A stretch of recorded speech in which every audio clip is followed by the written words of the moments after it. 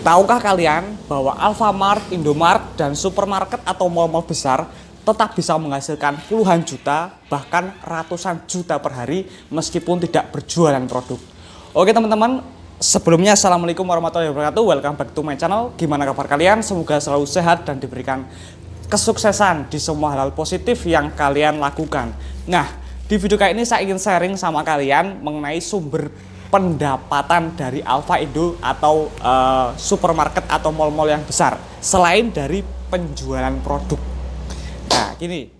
Yang pertama adalah dari sewa teras. Sewa teras itu maksudnya apa? Kalian pernah nggak sih melihat orang-orang yang berjualan di sekitar Alfa Indo atau supermarket? Nah, dia itu nyewa teman-teman. Dia itu sewa teras. Nah, untuk sewanya pun bermacam-macam. Bayangkan kalau di supermarket besar itu terkadang bisa sampai ada 10, 20, bahkan kalau yang mall besar bisa sampai 50-an orang yang menyewa teras mereka teman-teman. Dan tarifnya pun bermacam-macam. Ada yang sebulan 1.500.000, ada yang 2.500.000. Itu tarifnya bermacam-macam. Nah, terus gini teman-teman. Itu yang sewa teras. Gimana kalau yang sewa yang di dalam mall tersebut teman-teman? Seperti misalnya kalian pernah ke Mall Season City? Nah, di sana itu itu sewa ruangan di Season City itu harganya luar biasa besar teman-teman, luar biasa besar lah pokoknya lah. Nah, kalau misalnya nih kalian jalan-jalan terus di Season City itu kadang ada Dunkin Donat. Nah, di sana dia itu nyewa teman-teman, dia itu menyewa tempat di Season City seperti itu. Nah, apalagi kalau misalnya sekelas PT pasti tarifnya sangat mahal. Kalau misalnya kalian melihat Olive, melihat Poppy dan lain sebagainya. Kok Poppy? Poppy bener teman-teman. Nah, itu dia itu menyewa. Nah, terus gini. Itu dari sewa terasnya dan sewa ruangannya. Terus ada sumber lain teman-teman, yaitu dari sewa rak atau gondola. Nah, bagi kalian yang belum tahu, kalau misalnya kalian datang ke Alfa atau Mart, biasanya kan ada rak ya guys. Itu namanya gondola. Dan setiap gondola itu terdiri dari beberapa rak atau pembatas. Nah, ada brand waktu itu teman-teman. Oke, saya buka aja di sini. PNG ya teman-teman. Itu ada di salah satu supermarket. Itu dia itu sewa rak. Perharinya 50.000 dari satu rak. Sementara produknya itu banyak teman-teman. Ada Downy, ada Pantene, belum popoknya juga ada yang dari PNG. Bayangkan teman-teman, itu dari satu brand. Belum Unilever, belum kalau sistem kemitraan. Nah, jadi makanya kalau misalnya supermarket besar, Alfa atau dan Indo, dia itu nggak jualan produk pun dia udah kaya. Ya dari hasil penyewaan itu tadi teman-teman. Nah, itu dari sewa rak. Terus berikutnya yang ketiga adalah dari parkiran. Mungkin kalau di Alfa sama Indomart di kota saya itu jarang sekali Alfa atau Indo yang ada parkirannya. Tapi kalau supermarket itu ada parkirannya teman-teman. Dan parkirannya ini bisa dikelola oleh supermarket itu sendiri. Bisa juga ada pihak ketiga yang gampangannya itu join atau badan pengelola teman-teman. Nanti untuk hasilnya itu bagi hasil. Ya bisa 70%, 30% atau 50-50. Itu tergantung juga kesepakatan mereka. Itu juga bisa menjadi sumber pendapatan mereka selain dari berjualan produk. Yang ketiga teman-teman. Terus berikutnya yang keempat adalah dari aplikasi. Bagi kalian kalau misalnya sering mengikuti vlog saya, itu kan saya pernah membahas tentang Indomaret. Salah satunya untuk cara mengecek promo itu adalah dengan aplikasi Isaku ya enggak? Aplikasi Isaku. Oke, itu aplikasi untuk mengecek Indomaret. Nanti saya taruh linknya di deskripsi video ini teman-teman. Itu fungsinya untuk ngecek di Indo ada promo apa aja ya. Produk apa aja yang dipromo. Nah, itu bisa dicek lewat aplikasi.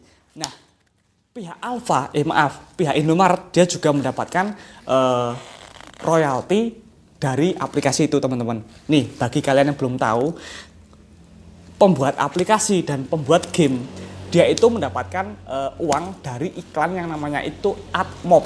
Kalau YouTube sama blog itu kan iklan AdSense. Sementara dari Play Store itu namanya adalah iklan AdMob. Dan saya pernah membaca artikel game Angry Bird. Kalian tahu game Angry Bird? Dia bisa menghasilkan ratusan juta per hari hanya dari game seperti itu teman-teman. Bayangkan teman-teman.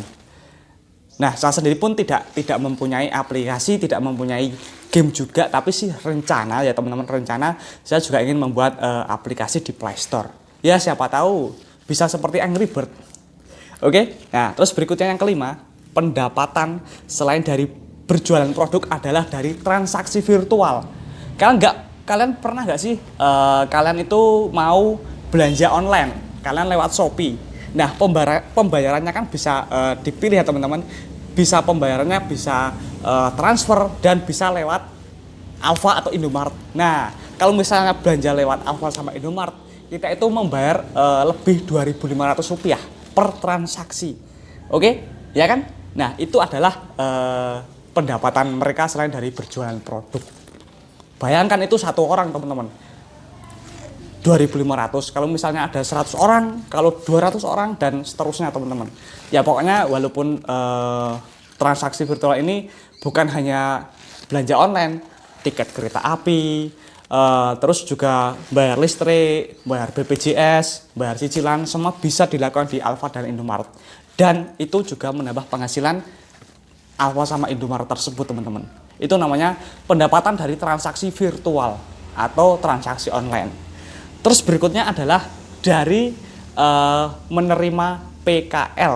Tapi kalau misalnya ini bukan di Alfa sama Indo, tapi di supermarket atau mall besar.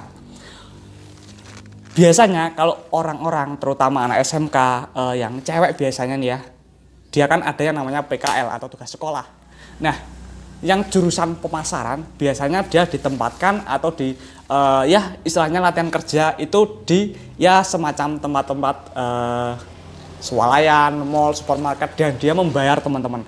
Yang namanya PKL itu membayar. Misalnya kalian PKL di bengkel, kalian bayar sama bengkel. Kalian PKL di misalnya di studio, karena jurusan multimedia kan juga membayar. Begitu juga dengan jurusan pemasaran, dia membayar sama pihak supermarket. Untuk tarifnya pun itu bermacam-macam. Ada yang per bulan 500.000, ada yang 1 juta. Itu tergantung kesempatan mereka teman-teman. Jadi nggak ada harga patokannya, itu nggak ada. Itu tergantung kesepakatan mereka. Terus berikutnya pendapatan lain selain dari penjualan produk itu adalah dari penjualan kartu member. Oke, mungkin kalau misalnya di Alfa sama Indomaret dia untuk mendaftar menjadi member mendapatkan kartu itu gratis, tapi di supermarket masih ada beberapa yang kartu membernya itu diperjualbelikan. Misalnya nih, kartu member per kartu itu kalau misalnya membuat 15.000, saya pernah teman-teman 15.000. Bayangkan itu dari satu orang. Lah, kalau misalnya visitor atau pengunjung supermarket atau mall itu sehari 1.000 orang, dari 1.000 orang yang daftar misalnya ada separuhnya 500 orang kali 15.000 udah berapa? Itu dalam satu hari, ya nggak? Gimana kalau misalnya seterusnya? Ya itu adalah salah satu pendapatan selain dari berjualan produk ya teman-teman. Ya, jadi itu adalah beberapa ini ya teman-teman, penghasilan selain dari jualan produk. Ada satu lagi yang paling besar, yaitu mereka adalah berjualan franchise atau waralaba.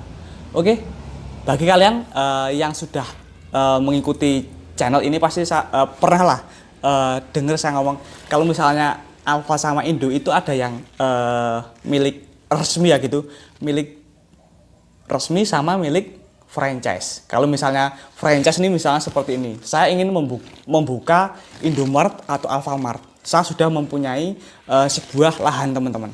Nah, nanti saya membayar misalnya berapa ratus juta misalnya. Nah, itu saya dibuatkan bangunannya udah beserta dengan isi produknya dan sudah dicarikan juga pekerjanya lewat outsourcing. Seperti itu teman-teman. Nah, otomatis kalau misalnya saya membeli franchise, otomatis pihak Alfa sama Indo juga mendapatkan keuntungan yang sangat besar. Apalagi di zaman sekarang ini banyak orang terkena ya pada ini ya teman-teman, pada membuka usaha.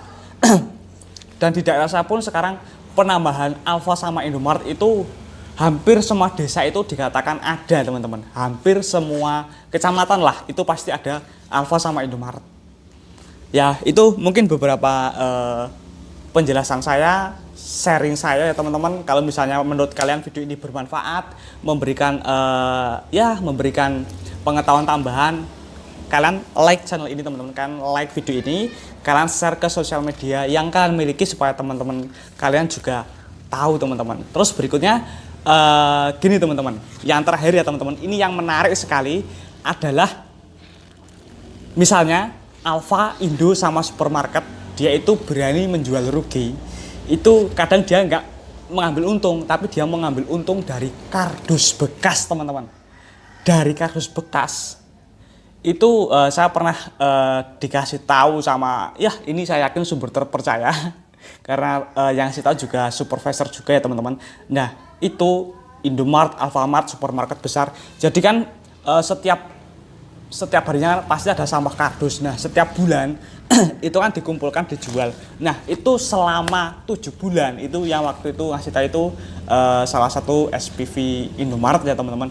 Nah selama 7 bulan itu penjualan kardusnya itu bisa mendapatkan satu buah mobil Avanza, dan itu dijadikan mobil inventoris untuk supervisor.